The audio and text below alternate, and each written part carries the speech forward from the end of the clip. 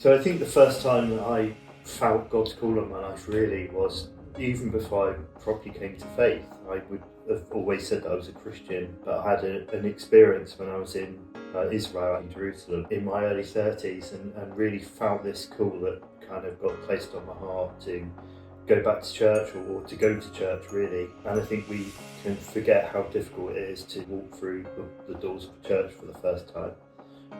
And so it was quite a strong, quite a powerful call, quite convicting, and so responded to that, met some people there, heard the gospel, accepted the gospel, and then, tried to learn enough to live the gospel, which was the challenge. And it wasn't for a few years that I then felt the same thing again, the same kind of nagging feeling really, calling me to consider some sort of all-day ministry. So that started, I was in the process and having conversations around that, what that looked like. And then I reached the point when I'd gone forward for all-day ministry and that had come back as being unsuccessful. And it felt like that was it. It was like the end of a journey, but I think it was a journey that was just beginning. And so really encouraged to think about this question of, it might be no to this, but what is it a yes to? And exploring that, being faithful to that call that God had placed on my life and trying to discern